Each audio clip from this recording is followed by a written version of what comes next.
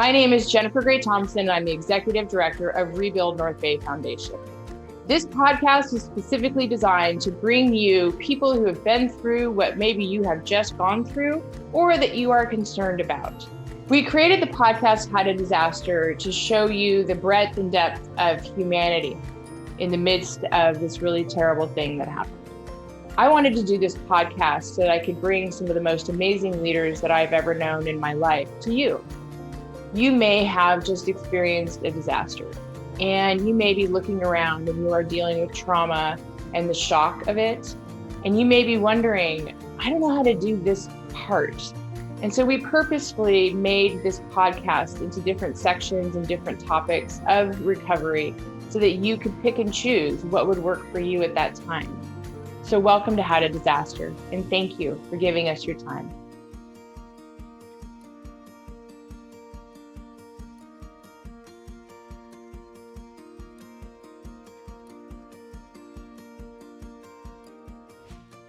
Hello, this is Scott Adams, and welcome to this video interview as a follow-up to the research paper, Disconnected: Understanding Communication System Failures During Disasters. The focus of these videos is to support the policy paper that was funded by the Rebuild North Bay Foundation and the United Way of the Wine Country, and to really explore the various dimensions of the problem and serve to inform stakeholders about issues related to the problem and steps forward. Today, we're honored to be speaking with Cynthia Murray, the CEO of the North Bay Leadership Council, a board member at the Rebuild North Bay Foundation, an adjunct professor at Sonoma State University, and a former director of emergency services for the County of Marin. She's got a ton of experience on this issue, and today we are going to be speaking with her about some of the constraints that exist for individuals and organizations in preparing for disasters, and the role that government and cooperation will play in preparing our community for the next normal, where we will be experience this constant threat of disasters. So welcome, Cynthia. Thank you. It's a pleasure to be here, Scott. Great. Well, we're so appreciative of your contributions to our paper. Your insights were incredibly helpful, and you raised a number of issues that, while we touched on them in the paper, we wanted to dive into them a little more. So I am going to jump right in.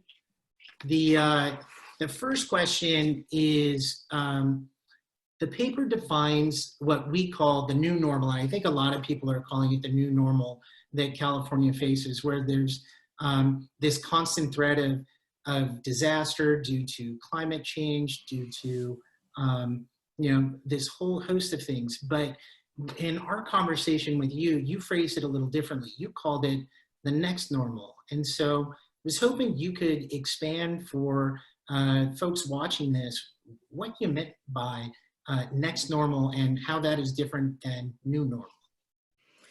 So I went with next normal because there's just too many new normals. And we keep having a lot of change going on, and everybody says, oh, this happened, so it's the new normal. And what I really think we need to do is start thinking about what the next normal is going to be. What is it going to be like when we get through the pandemic, through this recession, through this fire season, and start to anticipate that and look it forward and start to get ready, because there's a lot of things that we should be doing now to get us ready for a speedier recovery and a build it better situation. I think that's a really great and compelling point that you made. And so before we dive into this sort of paradox of prevention and what's preventing us from taking these steps that you're encouraging us to take to get ready for the next normal, you also made a really interesting comment to us that you didn't want to get back to normal because many of the things in our society weren't working, that this spate of disasters, of wildfires and PSPSs and COVID have unearthed. Can you dive in a little more to that, what you meant by that? Well, I think one of the biggest lessons learned and what we've been experiencing, and it's by no means over, is that it's revealed that there was just a lot of things that weren't working, and that we sort of were like living with it or burying it under the rug, depending on your point of view. But it's really exposed a lot of the inequities in the economy, how so many people were being left behind, and they're calling our recession right now a she session or a woman recession. The last one was a man session, but this one is inordinately affecting women. And a lot of it is because women are working in the lower end jobs. A lot of them are deemed essential jobs now. They also get lower pay. And there's just a whole lot of things that we're seeing that besides women, people of color, all had different abilities and capabilities to contribute to the economy, but were stymied in many different ways as far as equal pay, social justice, misogyny, just the way how we're set up economically, that, you know, certain jobs are just dead ends and only be able to get into better jobs because of access to education and things like that. So that's a huge thing. And I think that I don't think most of us realized how bad the economy wasn't working for so many people until this happened, and the drop in employment so quickly just really went, whoa, this is just amazing. And now they're saying that at least 40% of the jobs that have been lost will not be coming back, and that a lot of the jobs that came back require different skill sets. So we have some real challenges ahead. This has also exacerbated the move to automation and robotics and artificial intelligence, because the human capital, with the fear of bringing people into work where they're going to be exposed and possibly get the virus, has really made a lot of companies say this is the time to invest in doing things where we don't need to put people there, to get people out of harm's way. And that's going to displace workers too. And so we have a huge reskilling and upskilling issue we have to face on the workforce. Absolutely. Those are all such great points. And, you know, I think about one of the challenges that we, myself and Rebuild North Bay Foundation, experienced when doing this policy paper is that time doesn't freeze while you're examining an issue, and real world events continue to change the frame and the post. Initially, we had started off looking at the impact of these large scale wildfires and, you know, public safety power shutoffs. But with COVID, you know, you talk about inequities. It really, while the other disasters I mentioned talked about the impact that say the power system, the power grid has on communications, you know, grids. But with COVID, you know, power was fully working, but this whole, the broadband digital divide throughout the nation was completely exacerbated by that, where, as you said, the affluent were able to very quickly and efficiently transition to work and school from home, where a huge portion of the state's rural population and some of the folks in our you know, low-income neighborhoods and urban areas that don't have access to wireline internet or can't afford that technology, they were left behind. And that's been really a challenge that we wanted to dig into more in our paper, and we didn't get to as much as we should. But I totally agree with you, and it's one of the issues that at North Bay Leadership we're really fighting to see improvements in the telecommunications network, be it broadband or whatever it takes, because not only is it hurting the ability for students to do remote learning, but for workers to do remote learning, for all of us to have our meetings, which we're on Zoom all day. It's just become a huge equity issue, and it's something that we have to figure out, how do we improve that? And it's funny because it is even affecting the affluent. When you watch now with the news shows, how many times does somebody on a news show have bad internet and they lose the connection, or you can't hear them or whatever? So it's quite remarkable how much we understand we need it now.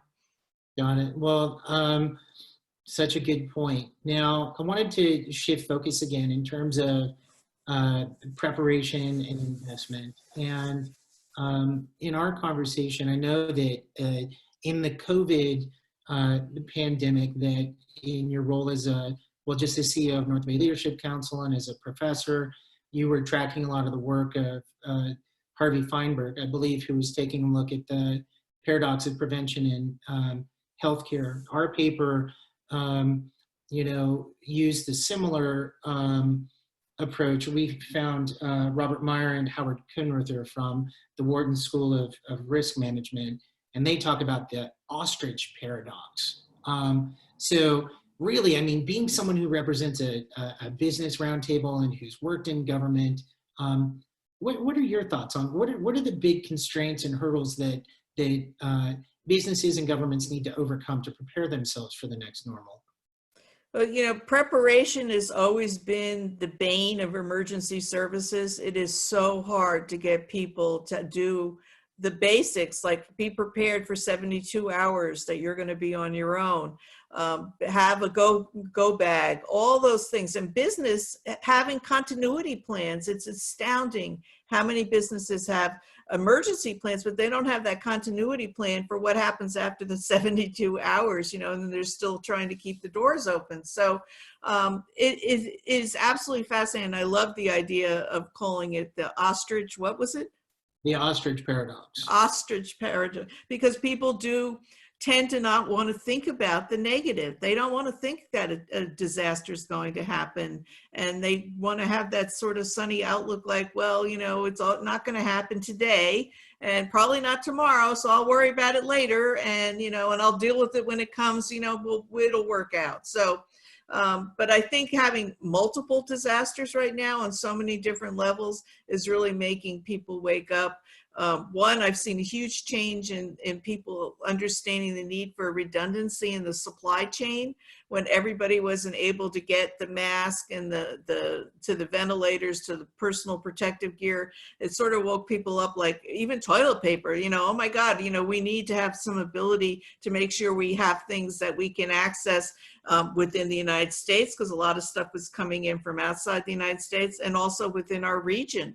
So that's been a business opportunity. A lot of companies here pivoted to make hand sanitizer and mask and facial shields and personal protective gear and that things like that. So that's, always one of the amazing things about American manufacturing is that they can turn around and start to make things that we need if we give them the tools to do that. So I hope we can enable that flexibility, which has just become critical for a business to be able to pivot and do that. A lot of businesses are struggling now and really afraid winter's coming, like the restaurants and any business that's been working outside, knowing that the bad weather's coming and there's not a great solution for inside. So we really need to try and work with them. Is there technical assistance we can provide to help them make it safer inside? Is there other ways that we can help them maybe start to market a product they can sell as opposed to just have people in the restaurant? It's incumbent on us to try and work with the businesses we have in our own community to see if there's ways that they can make it through this. The scary thing is they're saying 1/3 to 50% of our businesses are probably not going to be able to survive this. And so we're going to be forever changed, and that's part of the next normal. What businesses are we losing? What businesses are we going to need to figure out how do we get them to have that kind of business in our area, because we'll be bereft without it. And what do we do to try and start new businesses and bring in maybe the businesses that are needed now that we didn't know we needed before? Who is Fannie Mae? Fannie Mae is the largest provider of mortgage financing in the United States. We own 1 out of every 4 loans in the country. How do I find out if Fannie Mae owns my mortgage? Fannie Mae has a loan lookup tool available at knowyouroptions.com. It's simple to use and will show if we own your mortgage or not. Why does it matter who owns my mortgage? If making your mortgage payments becomes difficult, who owns your mortgage really matters. For those who have mortgages owned by Fannie Mae and are experiencing financial hardships, there are several programs available to help. Today we are focusing on options for those impacted by a natural disaster, such as a fire, or financial hardship caused by COVID-19. One of the options available is a forbearance plan. How does that work? A forbearance plan provides the homeowner a period of reduced or suspended payments to manage a temporary financial hardship.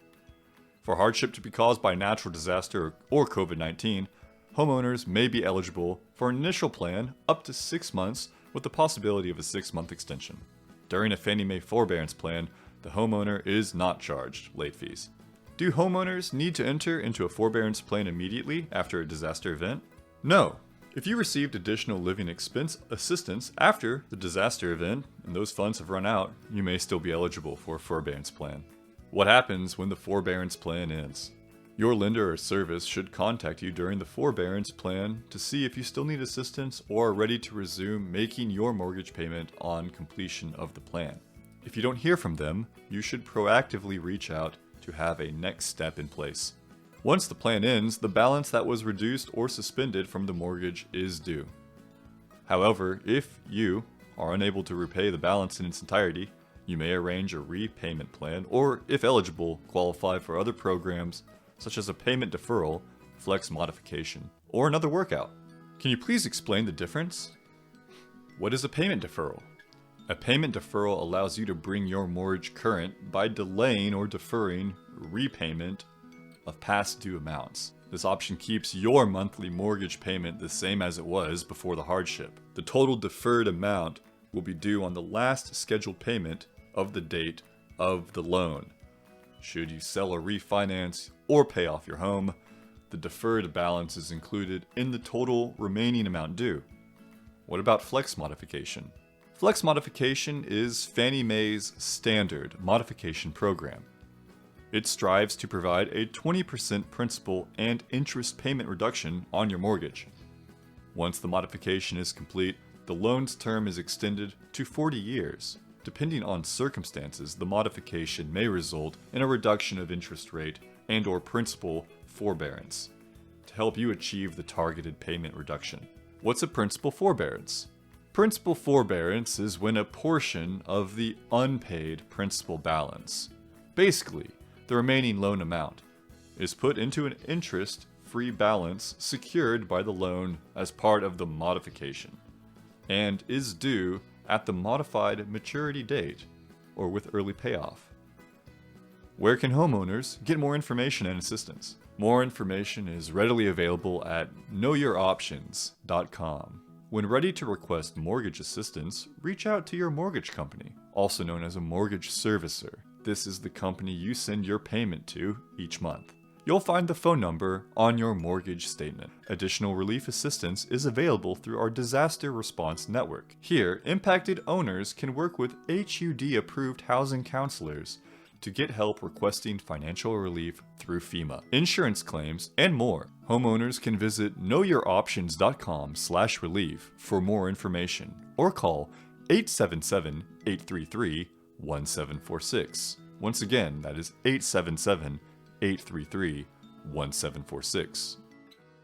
I think, that's a great segue into, we had talked about this increased need or this increased move towards digitization. I mean, as a society, as a global society, we've become very internet and technology dependent, and that's just been exacerbated by COVID and shelter in place. And really, when you look at the prolonged impact that this pandemic has had on our communities, on our state, on our nation, on the world, and not a real end in sight, at least that we can see, that that need to digitize, like you said, so the restaurants and the businesses shifting to online using those apps, but there's a real critical role in bringing it back to the paper.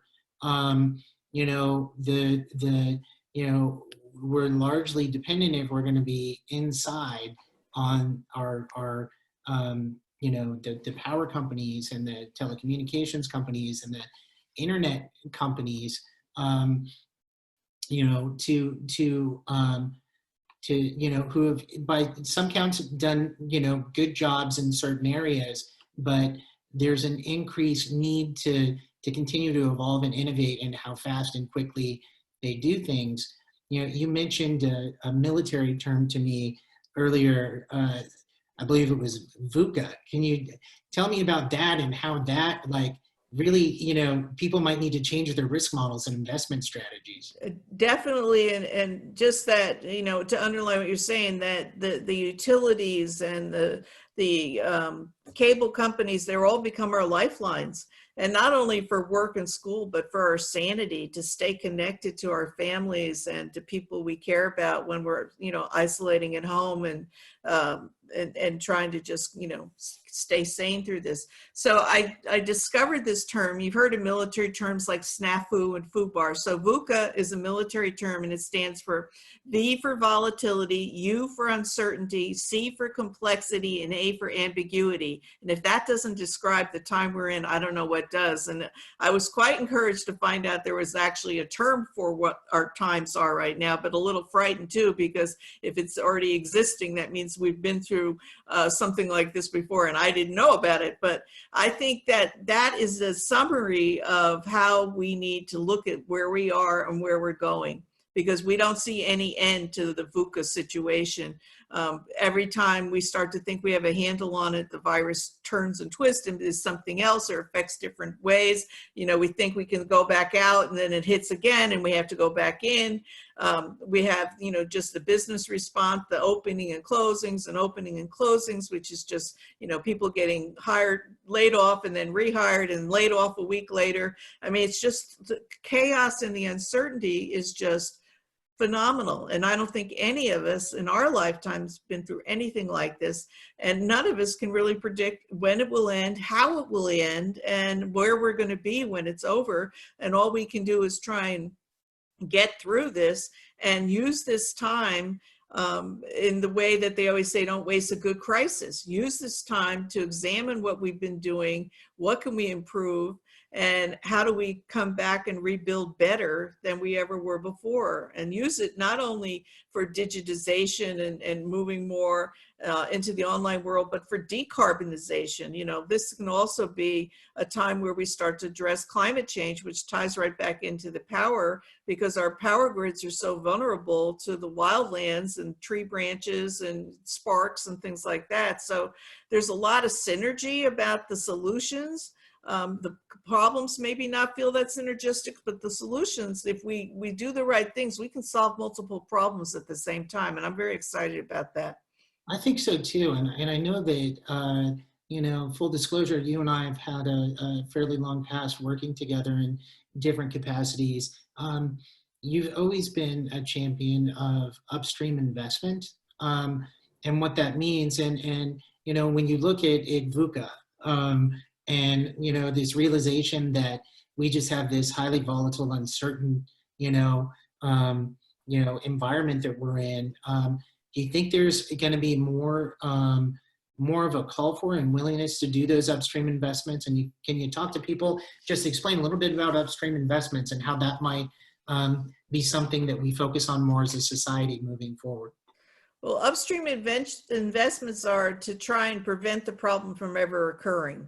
And that's the easiest way for me to explain it. And so what you invest in early, you save money than not trying to solve the problem later. So like with children in development, they say, you know, for every dollar you put into children to go to preschool, you save $13 on the other end, that they don't end up in becoming a criminal and going to jail and all those kinds of things. So there's all kinds of studies that show that the early investments in prevention are going to just pay off big time. It's again where you go back to the ostrich paradox, because people just don't want to think about it. They want to see quick results, and most of the early investments in prevention the results don't show up for years, even decades. And that's really something that we've had trouble getting traction on, because people want to see those quick results with what they invest in and not the long-term investments that pay off big time later. And if you look at just the whole pandemic response, that they had put money into that. They had been investing in it. They had monitoring situations. They had testing, and the Trump administration decided to de-invest in it, to disband that whole operation. And look at what it would have saved us if we had that early warning system and been able to do the testing we should have. And the list is long about the trillions of dollars that are being spent now that could have been avoided if we had invested just a few million in the beginning. Yeah, I know there's it's so true. There's one of my favorite political quotes, and I know it's attributed to a couple different people, is you can pay it at the front end or you can pay it at the back end, but either way, you're going to pay it. And usually, like, you know, the point that you made is $1 spent earlier in prevention, you get way much more return on that than you do when you're coming after the fact and just throwing a bunch of money at a problem that you really aren't quite sure, you know, you understand how to fix in the moment. And the money is the least of it, really, when you think about the cost in human lives and heartache and, you know, all the other things that have occurred because we didn't do it. So it's not just the deaths, it's about people permanently being affected, and in all the way the economy is, people have lost their jobs, they lose their purpose, they lose their sense of why they want to be part of a society. I mean, it's just like, in so many ways, it's a failure. Yeah, well, in that is it's a really good segue into the next question we have, because in our paper we took a look at what the constraints were, and we've talked about those various elements of the ostrich effect of, you know, myopia, amnesia, optimism, inertia, simplification, and hurting. You know, ways to overcome that, you know, that we had surfaced and that numerous stakeholders have said is, you know, leadership from the, you know, individual level all the way up to, you know, the executive level, cooperation. And cooperation, I think, is key based on what you just said. So moving forward, again, being in all these different capacities you've served in, what role do you think government and cooperation and public service might play in moving into and preparing for the next normal, but really setting us up in a positive situation? Well, I think one of the key things is what you just said, that there needs to be cooperation, and that really the only way we get anything done anymore is through collective will. It's when we all decide that we have a common purpose, find that common ground, and we're going to work on this together. We have definitely proven that government can't do it alone, business can't do it alone, people can't, in a community can't do it alone. You need to have all those people pulling together collectively to achieve any kind of change or solution. And so what I hope is that we can see a way to build collective will in a stronger way. It's been absolutely heartbreaking to me, the ability to get communication out that people should wear a mask, that it's become political, that there isn't this concern for your fellow man. And, you know, it was like in the fires we had in 2017, 2019, everybody came together as a community to help each other and to provide refuge and give money and whatever was needed to help people get back on their feet. But now we have this thing with the pandemic that is just extraordinary, that people don't feel like they have to help each other. They don't feel like they have to take care of each other.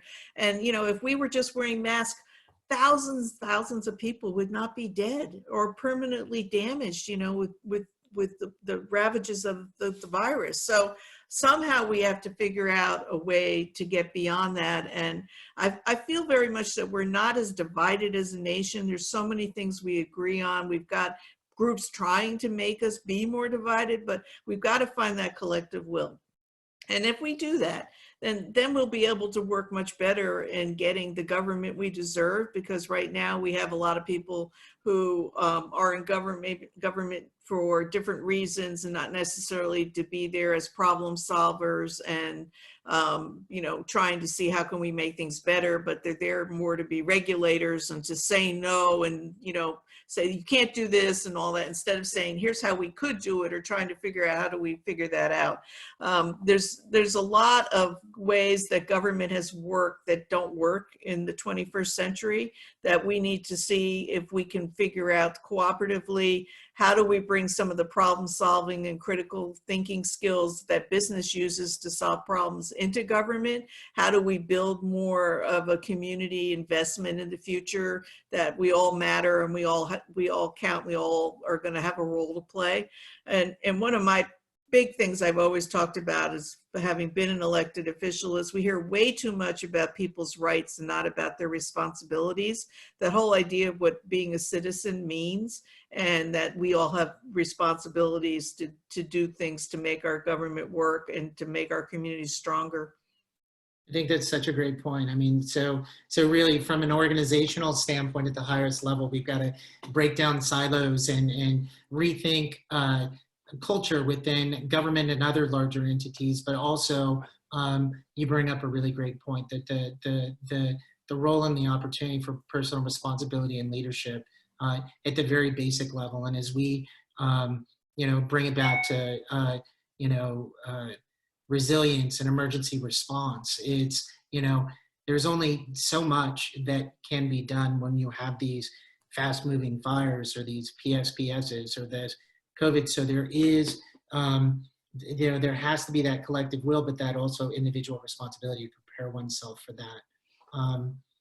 So I know we are coming up on time here, but I wanted to ask you a final question, and that's really, as someone who represents the largest employer group or employer roundtable in the North Bay, as someone who is a professor, who has worked in government as an emergency services director, as a public official, what lessons do you hope that people learn from, not just this moment in time, but the last 4 or 5 years where we've just seen disaster after disaster, and what words of wisdom do you want to leave people with?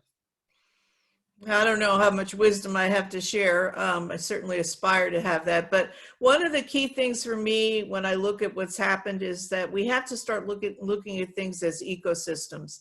That you can't fix one thing and think you're done, because that it will hinge on another. So for example, we're not going to fix the housing situation if we don't also look at jobs, if we don't also look at transportation, if we don't look at climate change, if we don't look at education. They all hinge together. Everything is integrated now. And so that's also one of the problems with government, is they have the different departments and silos, and they don't talk to each other, and they all need to talk to each other. They all need to figure out how do we work together.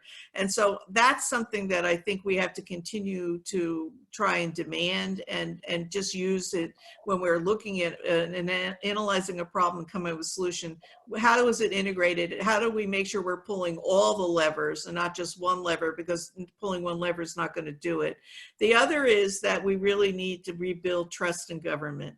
I think one of the biggest takeaways for me in this event in looking at the response to COVID was understanding there really is a need for big government sometimes. We've talked a lot about we don't need government so much, or government's invasive, but if you don't have big government working on solving a problem like a pandemic on a national scale, you will not solve it. And we already have the proof of that. It has not been attacked on a national scale.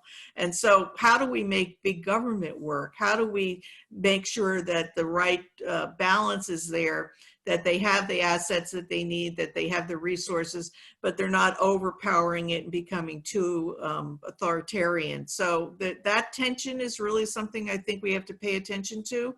And but we definitely, I think for a long time, didn't understand the need for a big government, and that really has been driven home to me. Yeah, that's great. So if I'm hearing that, the acknowledgement of how interdependent so many of these issues are, how interconnected we are, and yeah, the importance, there's such a, for so long our government's configuration with the multiple tiers from the federal to the state to the county to the local has been great, but we found that it does have some potential flaws when you look at emergency response. Most often starts from the bottom and then goes up, and that, the higher levels of government with the most resources really lack a whole lot of ability to impact. They can advise and they can recommend, but they can't mandate and dictate because of, just the sort of the genetic makeup of how our country is made. So really, really great observations. Cynthia, we just thank you so much again for your contribution to our research and our paper. And thank you for your time today. Well, thank you for all your hard work too, Scott, and appreciate you giving us more insights on how we can do better. Thank you so much.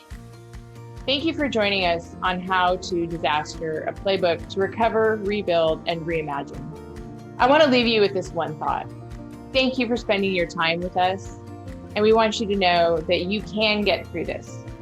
You can recover, rebuild, and reimagine. But there's only one way you're going to do it, and that's together.